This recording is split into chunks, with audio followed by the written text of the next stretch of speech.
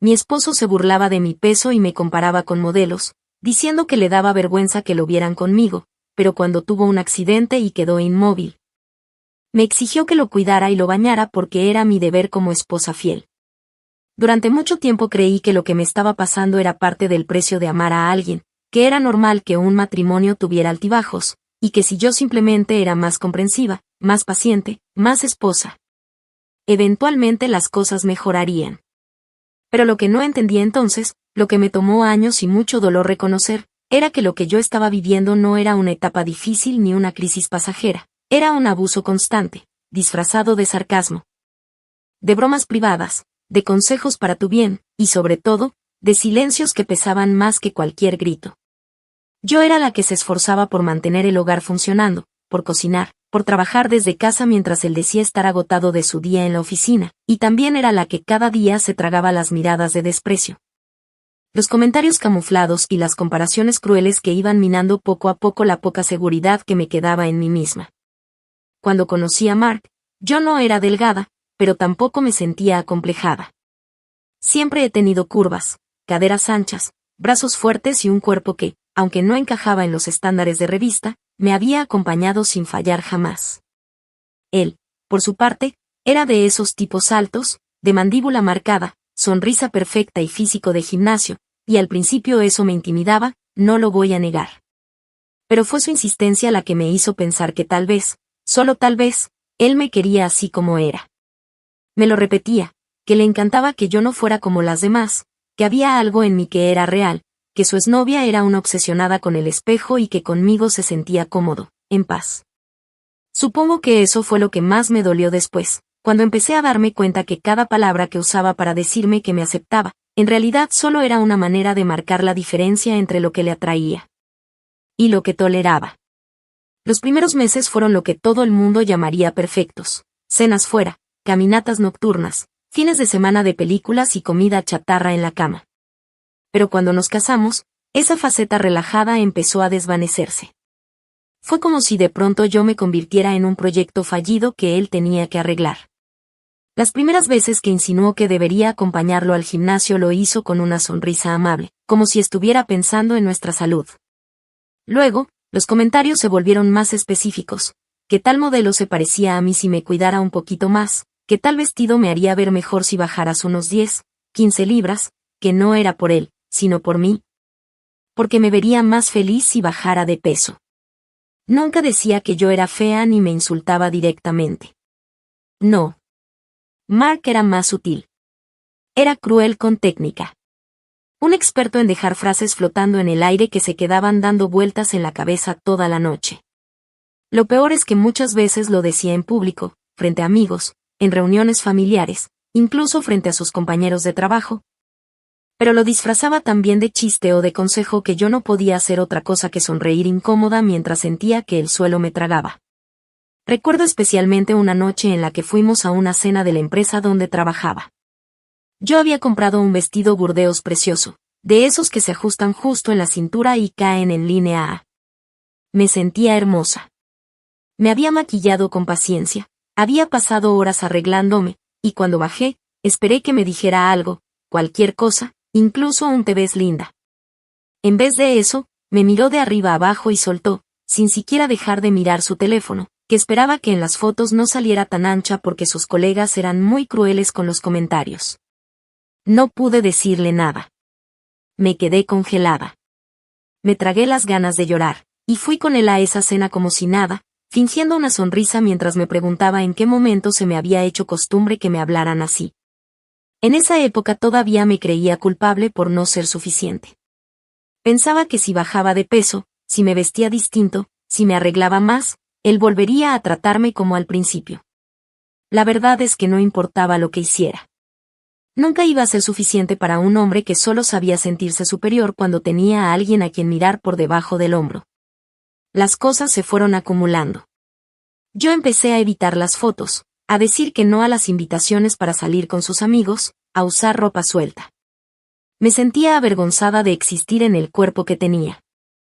Mi autoestima estaba hecha pedazos y él ni se daba cuenta, o tal vez sí, y simplemente le daba igual. Una tarde, Estábamos caminando por el centro comercial cuando me detuve a ver una vitrina con ropa de tallas grandes. Él, sin inmutarse, comentó que era una sección deprimente, y agregó que si seguía por ese camino, tendría que conseguir una esposa por catálogo en lugar de llevarme a eventos. Ahí fue cuando entendí que ya no se trataba de amor, ni de preocupación por mi salud, ni de bromas. Era desprecio. Y lo decía con la certeza de que yo no lo dejaría, de que estaba atrapada. La vida, sin embargo, da vueltas que nadie se espera. Apenas unas semanas después de ese comentario, mientras volvía de jugar un partido con sus compañeros, Mark perdió el control del auto y se estrelló de frente contra un poste. El impacto lo dejó inconsciente. Fractura cervical, daño en la médula, inmovilidad parcial. Fue como si el universo le hubiera arrancado de golpe toda la arrogancia. Yo llegué al hospital sin saber qué iba a encontrarme, y verlo ahí, inmóvil, con tubos conectados y la cara llena de moretones, me generó una mezcla indescriptible de sensaciones. No puedo negar que sentí pena, que una parte de mí, la que aún recordaba quién había sido antes de convertirse en esto, quiso abrazarlo. Pero la otra parte, la que había aprendido a sobrevivir a sus comentarios, la que había llorado en silencio durante años, esa parte se mantuvo en silencio. Observando. Sin moverse. Fue él quien, días después, cuando le dieron el alta temporal para recibir atención domiciliaria, me dijo con toda la frialdad del mundo que esperaba que yo lo bañara, lo moviera, le cambiara la ropa. Y lo ayudara a hacer sus necesidades. Dijo que eso era mi deber como esposa fiel, que para eso eran los votos. Y entonces lo supe. No tenía idea aún de cómo lo haría, pero desde ese momento decidí que esa iba a ser mi última humillación. No iba a llorar más por él. No iba a matarme por complacer a alguien que siempre me vio como un accesorio defectuoso. Iba a cuidar de él, sí. Pero no por amor. No por los votos. Lo haría por estrategia. Porque esa iba a ser la semilla exacta desde la cual construir mi venganza. Una que él ni siquiera iba a ver venir. Porque no hay nada más poderoso que una mujer rota que finalmente deja de pedir permiso para levantarse. Actualización 1. Había pasado poco más de 3 semanas desde que Mark volvió a casa en una camilla médica, empujada por 2 enfermeros que no dijeron ni una palabra más de las necesarias. En ese momento, nuestra casa ya no era la misma. En el cuarto que solíamos compartir, ahora había una cama ortopédica, una silla de ruedas con reposacabezas, un monitor que debía verificarle la presión y una máquina portátil de succión que me dijeron que debía aprender a usar. Recibí un manual y una serie de instrucciones que me leyeron como si fuera una rutina sencilla, como si lo que me estaban entregando fuera una caja de herramientas. No a un hombre con el que había compartido 10 años de mi vida y que ahora me hablaba como si fuera su sirvienta asignada. No hubo agradecimientos. No hubo disculpas. Solo instrucciones, a qué hora debía darle la medicación, cada cuánto debía girarlo para evitar escaras, qué debía hacer si se atragantaba y cómo limpiarle las zonas íntimas. Las enfermeras del hospital me miraron con compasión al principio, pero luego, al notar cómo él me hablaba, como si fuera una funcionaria sin derechos, una empleada sin sueldo ni horarios, dejaron de decirme cosas dulces. Solo cumplían con pasarme la hoja de firmas y desearme buena suerte. La primera semana fue una tortura que me hizo preguntarme si había cometido un error al no dejarlo ahí, en una residencia, bajo el cuidado de profesionales. Mark se despertaba gritando, no porque sintiera dolor, sino porque odiaba la idea de depender de alguien. A las 5 de la mañana ya me estaba gritando desde su cama que lo cambiara de posición porque le dolía el cuello. A las 6 ya exigía que le trajera el desayuno caliente, pero no tanto como ayer, porque según él el pan estaba pasado de humedad y la mermelada sabía a químico barato. Cada cosa que hacía por él se convertía en una crítica. Si lo bañaba, decía que lo hacía con torpeza. Si le colocaba la cuña para que hiciera del baño, se quejaba de que lo apuraba demasiado. Si me demoraba en regresar porque estaba lavando los platos, me gritaba como si fuera su asistente personal y se atrevía a decir que así trataba una esposa fiel a su esposo accidentado. En paralelo, yo no tenía ayuda. Él se había negado rotundamente a aceptar cuidadores externos. Decía que no iba a permitir que un extraño lo viera desnudo, que para eso tenía esposa, y que no quería que cualquiera viniera a invadir nuestra casa. La ironía me mataba, El mismo hombre que durante años me trató como si yo fuera indeseable, ahora se aferraba a mí como si mi existencia fuera lo único que lo sostenía. Y no era por cariño. Era por conveniencia. Por ego. Por ese sentimiento de superioridad que se negaba a perder, incluso ahora que su cuerpo no le respondía del pecho hacia abajo. Lo más retorcido era que aún inmóvil, aún dependiendo de mí para literalmente todo, seguía hablándome como si yo fuera una carga. Me decía que le daba vergüenza pensar que si alguien nos veía, asumiría que yo era la que le arruinó la vida. Que la gente pensaría que él terminó así por estarse rebajando con una mujer como yo. Como si el accidente fuera mi culpa. Como si yo lo hubiera empujado contra ese poste. Una noche, después de haberlo limpiado porque había tenido un accidente y no me había avisado a tiempo, me encerré en el baño, me senté en el suelo helado y lloré hasta quedarme seca. No de tristeza. De rabia. Rabia por todo lo que estaba permitiendo. Rabia porque ni siquiera en ese estado él era capaz de ver su miseria. Y fue ahí, mientras me limpiaba la cara con papel higiénico y escuchaba su voz llamándome desde la habitación, que supe que ya no estaba en deuda con él. Que no le debía cuidado, ni ternura, ni fidelidad, ni comprensión. Lo que sí tenía era una obligación conmigo misma. Y no iba a pasar el resto de mi vida siendo la sombra de un hombre que me despreciaba incluso postrado. Esa fue la noche en que empecé a mover los hilos. Y lo primero que hice fue revisar los papeles del seguro. Yo no sabía casi nada del plan médico de Mark porque siempre lo manejaba él. Pero gracias a que yo figuraba como beneficiaria legal, logré que me enviaran el desglose completo de su cobertura. No podía creerlo. Tenía derecho a una enfermera auxiliar por hasta 5 horas diarias, 5 días a la semana, con extensión especial en caso de incapacidad prolongada. También tenía derecho a un terapeuta ocupacional y a un asistente para movilización. Él lo sabía. Llevaba semanas sabiendo que podía tener ayuda profesional. Y aún así prefirió cargarme a mí con todo, como castigo por no haber sido lo que él siempre quiso, delgada, dócil, invisible. Sin decirle nada, hice las llamadas. Me reuní con la aseguradora, con la agencia, con una coordinadora de asistencia domiciliaria que me miró con incredulidad cuando le describí todo lo que estaba haciendo sola. Ella misma aceleró el proceso para encontrar un reemplazo y me sugirió a Carla, una mujer que ya había trabajado con veteranos y pacientes agresivos. El día que Carla llegó a casa, con su uniforme azul claro, su cabello recogido y un andar seguro, Mark casi se cae de la cama del berrinche que hizo. Dijo que no había autorizado eso, que no permitiría a una extraña tocándolo, que era una invasión a su privacidad. Carla no se inmutó. Me miró a los ojos y dijo, no se preocupe, señora, yo sé cómo tratar con hombres así. Y vaya que lo supo. Durante las primeras semanas, Carla no solo se encargó de su aseo personal y su rutina médica, sino que lo enfrentó con una calma que yo jamás había podido tener. Cuando él le alzaba la voz, ella le respondía sin una gota de miedo. Cuando él se quejaba de que yo no lo atendía como antes, ella le recordaba que ahora tenía lo que pedía, profesionalismo, no cariño. A mí me devolvió el tiempo. Empecé a levantarme 1 hora antes, a caminar por el vecindario, a respirar por fin sin sentir que llevaba a alguien encima. Al principio era solo para despejarme.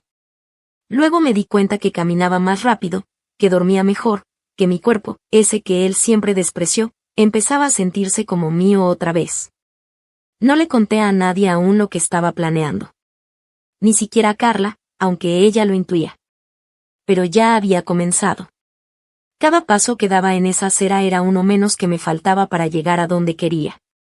La diferencia es que ahora caminaba sabiendo que no lo hacía por huir de él, sino por encontrarme a mí.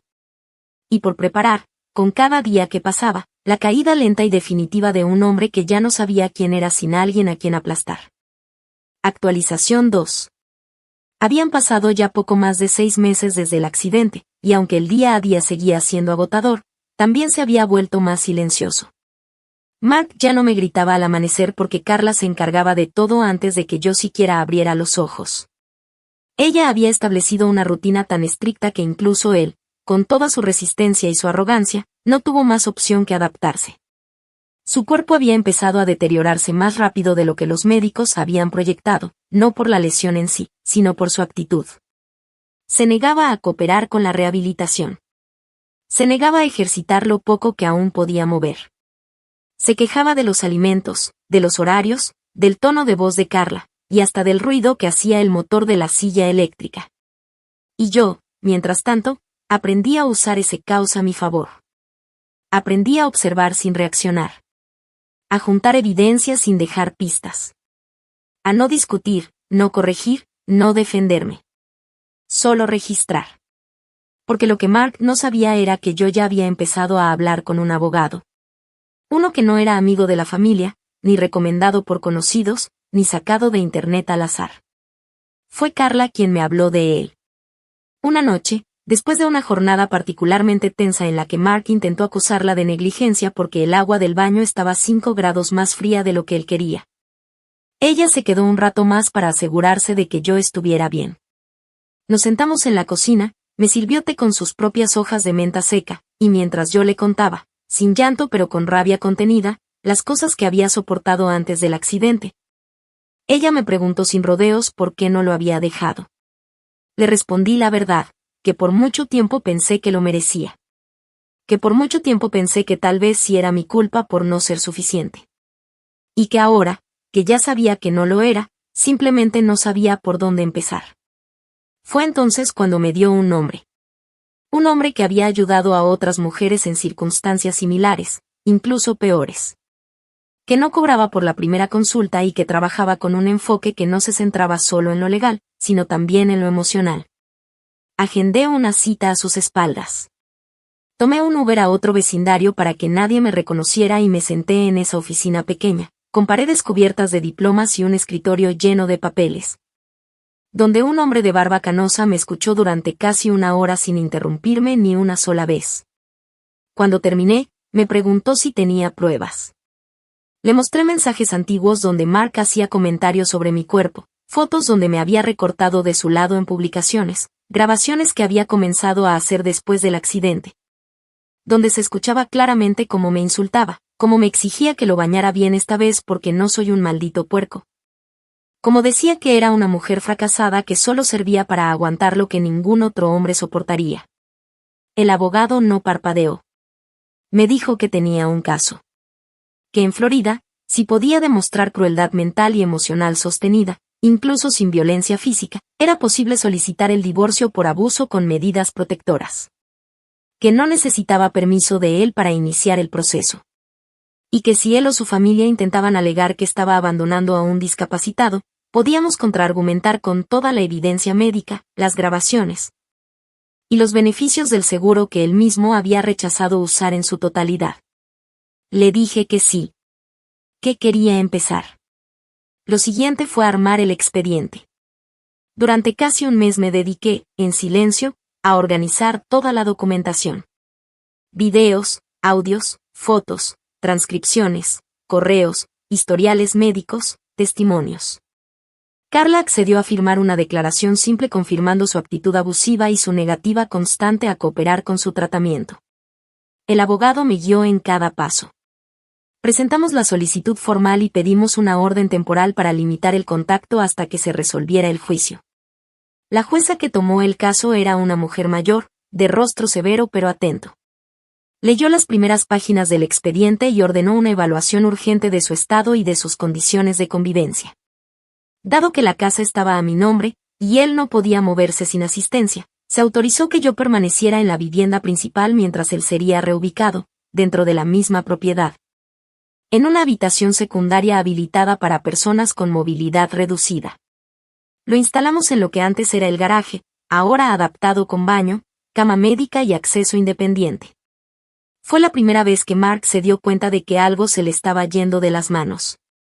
Cuando recibió la notificación oficial, explotó. Gritó. Lloró. Me acusó de abandonarlo, de traicionarlo, de destruir lo único que le quedaba. Intentó manipularme con frases como yo te cuidé cuando nadie te miraba y esta es la gratitud que me das por soportar tus kilos de más todos estos años. No respondí. No lloré. Solo lo miré fijamente y le dije que no se preocupara, que pronto entendería lo que era perder a alguien que, a pesar de todo, aún lo había cuidado. Que el día que lo entendiera, ya sería demasiado tarde.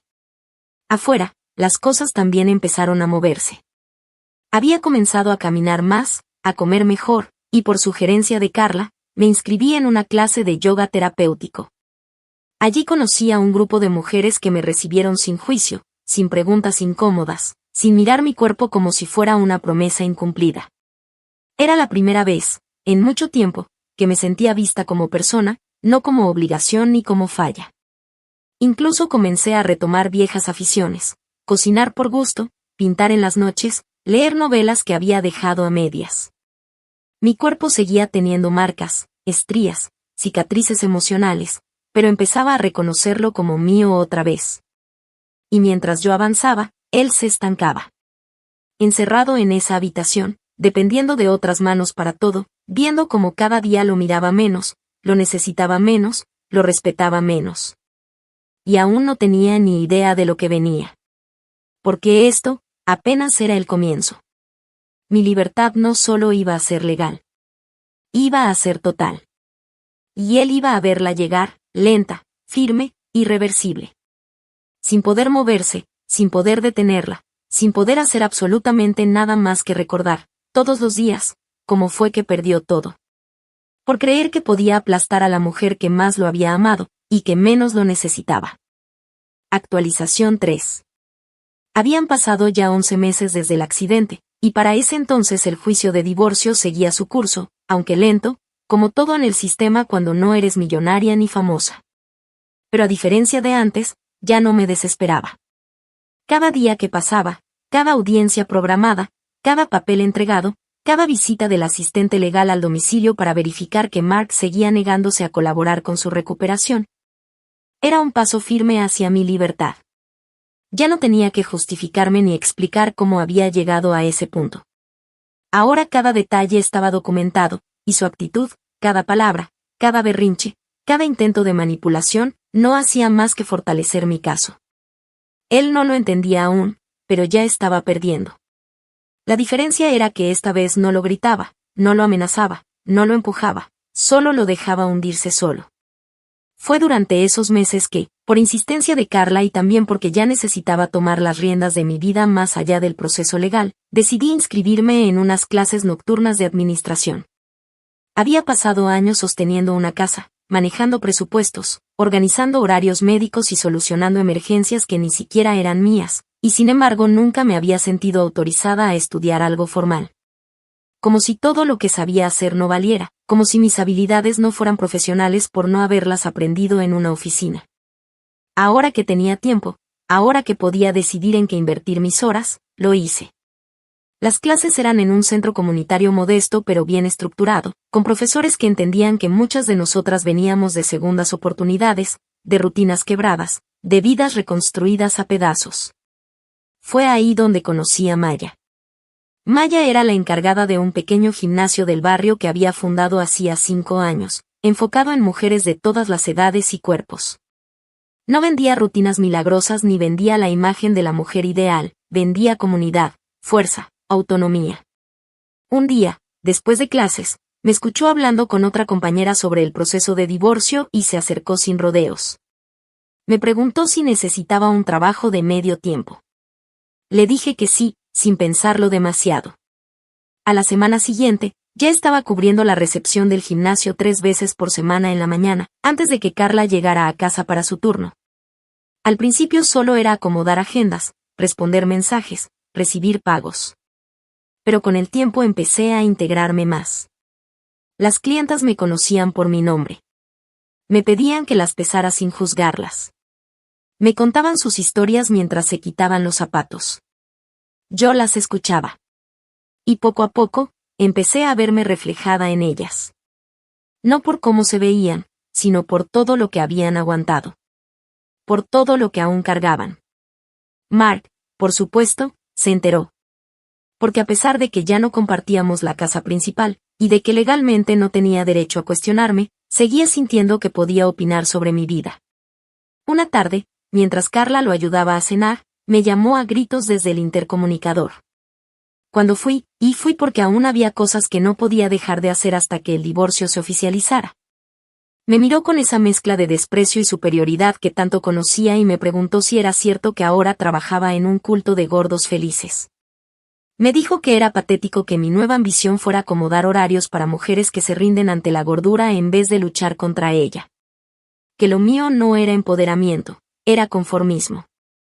Me quedé callada, como lo hacía ahora cada vez que soltaba ese veneno.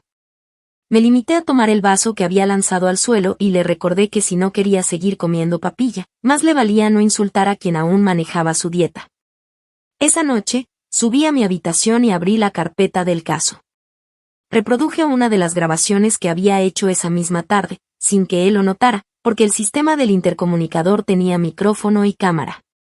En la grabación se escuchaba nítidamente su voz despreciando mi trabajo, burlándose de las clientas del gimnasio y refiriéndose a mí con palabras que ya ni me dolían, pero que pesaban legalmente. Le envié el archivo al abogado con una nota, otro más para el expediente. Y como era habitual, él solo respondió, gracias. Suma bastante. Al día siguiente, recibí una llamada de la oficina del abogado de Mark. El tono fue distinto. No era confrontativo, ni agresivo, ni evasivo. Era conciliador. Me preguntaron si estaba dispuesta a sentarme a conversar sobre un acuerdo privado para evitar que el juicio se extendiera más. Me ofrecieron la entrega voluntaria de la casa, una porción de su compensación por discapacidad, que había sido más alta de lo que imaginaba, y la garantía de que él se reubicaría en un centro especializado. Todo a cambio de que retirara la demanda pública de abuso emocional. No acepté de inmediato. Pedí tiempo. Consulté con mi abogado. Y después de revisar cada cláusula, después de asegurarme de que el dinero estuviera asegurado en una cuenta a mi nombre y de que la casa pasara legalmente a mis manos, acepté. Esa misma semana se firmaron los papeles. Mark no estuvo presente. Solo su abogado. Pero cuando me fui, Carla me contó que había pasado toda la tarde gritando, que había exigido una videollamada para humillarme por última vez, pero que ella simplemente le recordó que ya no tenía poder sobre mí. Que incluso su voz empezaba a quedarse sola en un cuarto sin eco. A partir de ese momento, todo cambió. Ya no era la mujer que resistía. Era la mujer que recuperaba. La casa, ahora mía por completo, fue el primer símbolo de eso. Vendí la mayoría de muebles, redecoré las paredes, eliminé cada rastro de su presencia. La habitación que antes usábamos juntos se convirtió en un taller improvisado donde empecé a pintar otra vez. Carla aceptó seguir viniendo hasta que él se fuera al centro, y con ella, los días eran más llevaderos. Me miraba como quien respeta. Como quien entiende que una mujer rota no es débil, es peligrosa. Porque cuando se reconstruye, lo hace con fuego en la sangre y memoria en cada paso. Y yo aún tenía mucho por reconstruir. Pero ahora, por fin, tenía el espacio, el tiempo y la certeza de que cada cosa que venía, era mía. Porque ya no me estaban arrastrando. Ahora, era yo quien decidía a quien dejaba atrás. Y a quien nunca más dejaría entrar. Actualización 4. Había pasado poco más de 2 años desde el accidente y casi 1 desde que firmamos el acuerdo. El tiempo, aunque a ratos parecía espeso y lento como la miel quemada, me había dado una claridad que antes solo conocía en fragmentos. La casa ya no olía a desesperación ni a medicamentos, ni tenía el sonido apagado de quejas constantes ni el rechinar de una cama ortopédica. La vendí apenas se cumplió el tiempo estipulado en el contrato para que la transacción no pudiera ser revertida ni disputada, y con ese dinero me mudé a Orlando, donde por fin empecé una vida que ya no giraba alrededor de la enfermedad de nadie, ni de la validación de un esposo cruel, ni del peso invisible que había cargado durante años sin que nadie lo notara. En Orlando alquilé un apartamento modesto, pero luminoso, en una zona tranquila donde podía caminar sin ver caras conocidas ni tener que explicar nada. Pinté las paredes del color que quise, colgué mis cuadros sin pedir opinión, y llené la nevera con comida que a mí me gustaba, no con los productos sin grasa. Sin sal y sin sabor que Mark había exigido por años bajo el pretexto de cuidar la línea. Fue allí, en esa cocina pequeña pero propia, donde empecé a preparar mi desayuno con calma, sin gritos, sin miedo, sin la sensación de estar siendo observada todo el tiempo como si yo fuera un fracaso con piernas. Mi trabajo con Maya había crecido también. Lo que empezó como unas horas en recepción se convirtió en una colaboración activa para rediseñar las dinámicas del gimnasio. Le propuse abrir un programa dirigido a mujeres que estuvieran atravesando procesos legales por abuso emocional, muchas de ellas madres solteras, otras divorciadas recientemente, algunas que, como yo, estaban aprendiendo a vivir sin tener que pedir perdón por existir. Maya no solo aceptó, sino que me ofreció participación formal en la estructura del negocio. Firmamos papeles. Me volví copropietaria. Invertí parte del dinero del acuerdo con Mark en renovar el espacio. Compramos equipos adaptados para usuarias con movilidad reducida. Implementamos becas de asistencia para quienes no podían pagar una suscripción y contratamos una psicóloga con enfoque de trauma que ofrecía sesiones semanales dentro del mismo lugar. No era solo un gimnasio. Se había convertido en un refugio. Un lugar donde mujeres de todas las tallas, edades, historias y heridas se juntaban sin temor a ser evaluadas. Donde nadie preguntaba por qué te movías lento, por qué tu camiseta era 2 tallas más grande o por qué no querías mirarte en el espejo. Y aunque yo no lo decía, aunque no hacía falta escribirlo en ninguna parte, todas sabían que el dolor había sido el cimiento. Que ese lugar no había nacido del éxito, sino de la resistencia. De la rabia. De la necesidad desesperada de que ninguna más tuviera que atravesar sola ese túnel oscuro donde te hacen creer que estás exagerando, que estás loca, que te lo buscaste. En una de esas mañanas lentas de domingo, mientras revisaba correos sentada en la recepción, recibí un mensaje de una terapeuta que trabajaba en un centro de cuidado especializado en Jacksonville. Había encontrado mi contacto a través de la nota que el periódico local publicó sobre el gimnasio. El artículo no mencionaba a Mark, por supuesto. Yo no usé su nombre. Solo conté mi historia de forma general, hablando de una relación con abuso psicológico prolongado, de la dificultad de liberarse de alguien que te manipula con palabras dulces un día y veneno al siguiente. Pero al parecer, no hizo falta dar detalles. En el mensaje, la terapeuta me dijo que reconoció ciertos patrones y que no le costó mucho atar cabos. Confirmó que Mark vivía ahora en una de las habitaciones del ala noreste, que requería atención constante. Que había empeorado por negarse a colaborar con su equipo médico y que era conocido entre el personal por ser un paciente conflictivo. Según ella, la nota del periódico se compartió entre varias empleadas que, al leerla, finalmente entendieron por qué ese hombre que ahora lloriqueaba por todo solía lanzar insultos racistas a las enfermeras y negarse a recibir visitas de trabajo social. Me dijo que la noche que leyó el artículo completo, él tuvo un episodio de ansiedad y destrozó su propio control de cama contra la pared, gritando que todo era una mentira, que lo estaban calumniando. Que él había sido una víctima. No respondí. Le agradecí la información, pero no le pedí más detalles. Yo ya no necesitaba saber lo que pasaba en esa habitación. No necesitaba asegurarme de que él estaba sufriendo. Lo sabía. Lo sentía. Y lo aceptaba como una consecuencia inevitable, no como un trofeo. Mi venganza nunca fue gritarle en la cara todo lo que me hizo. Nunca fue publicarlo en redes o pasearme por los tribunales con un vestido nuevo y una sonrisa cínica. Mi venganza fue reconstruirme, sabiendo que cada paso que daba, cada decisión que tomaba, cada proyecto que sacaba adelante, era una prueba más de que él no me destruyó. Que lo que intentó aplastar se multiplicó. Que su control fue reemplazado por una libertad que él jamás podrá conocer.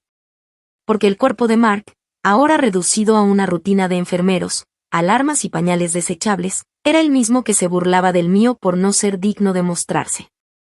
El mismo que decía que le daba vergüenza que lo vieran conmigo. Y ahora era él quien no podía moverse sin asistencia.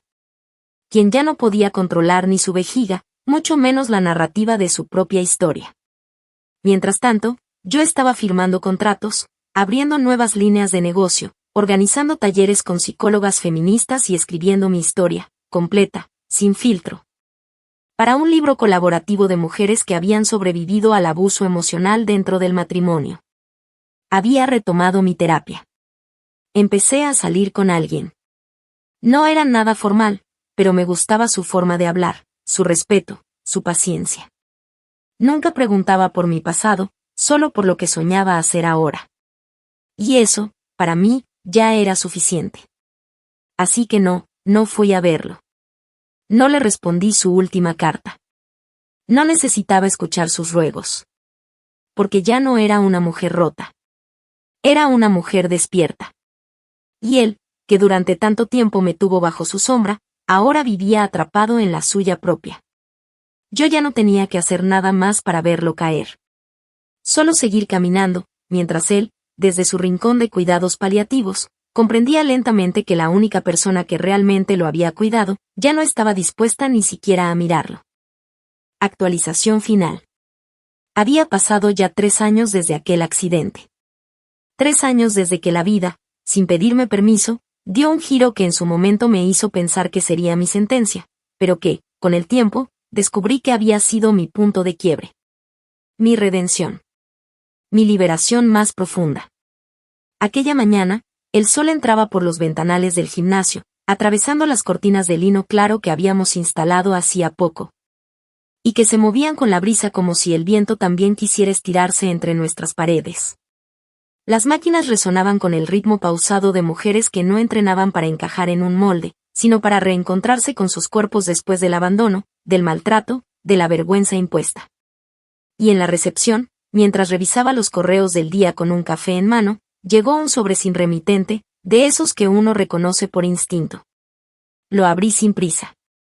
Adentro había una carta escrita con letra temblorosa, irregular, como si el pulso hubiera sido prestado a la fuerza.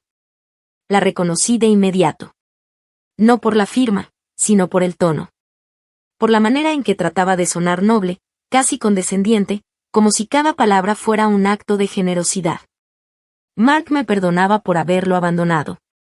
Decía que entendía que el dolor me había llevado a decisiones precipitadas, que había reflexionado mucho desde su cama y que quería volver a empezar, ahora que los dos sabíamos lo que era sufrir. Me pedía que lo visitara, que reconsiderara nuestra historia, que recordara los momentos buenos.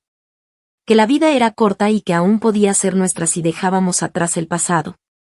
Doblé la carta con calma. No la rompí. No la arrojé. La guardé en una caja de cartón donde tenía otras cosas que había decidido no destruir. No por apego, sino porque cada recuerdo tenía un propósito, recordarme quién fui, lo que sobreviví y todo lo que jamás volvería a permitir. Mientras guardaba el sobre, una de nuestras nuevas integrantes se acercó. Era una adolescente, no tendría más de 17, que había llegado por recomendación de una trabajadora social después de haber sido internada en un hospital por una crisis de ansiedad y trastornos alimenticios. Me pidió si podía hablar unos minutos conmigo antes de la clase. Nos sentamos en el rincón que habíamos adaptado como sala de descanso y me dijo que nunca había entrado a un gimnasio sin sentir vergüenza. Que ese lugar se sentía diferente. Que por primera vez, no tenía miedo de respirar profundo frente a otras personas. Me habló de su madre ausente, de su padre estricto, de los comentarios que sus tíos hacían en las cenas familiares, y de cómo eso se le había quedado pegado en la piel como un uniforme invisible. Le escuché con paciencia. No le di consejos prefabricados. No la abracé, ni le prometí que todo iba a estar bien. Solo le dije que entendía. Y que ese lugar existía para mujeres como ella. Que yo misma lo había construido después de pasar por cosas que nunca creí que podría nombrar sin quebrarme.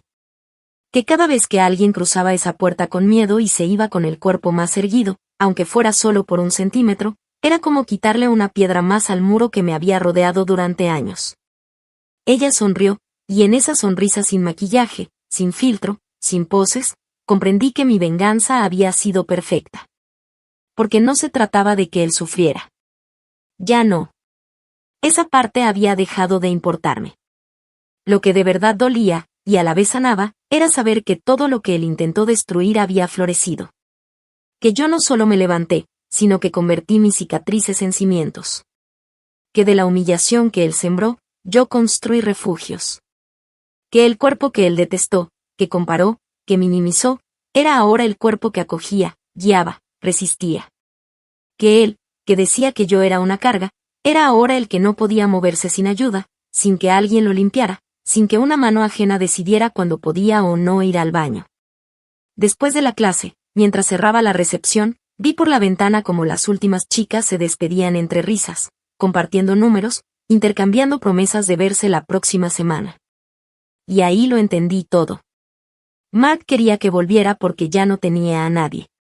Porque su deber de esposa se había convertido en la única parte de su vida que le daba sentido, y ahora que yo era libre, él era solo un hombre inmóvil rodeado de paredes blancas que nadie decoraba. Pero yo no iba a regresar. No por lástima. No por culpa. No por ese eco lejano de quien fui. Porque había algo más fuerte que el rencor, la convicción de que nunca más iba a dar un paso hacia atrás.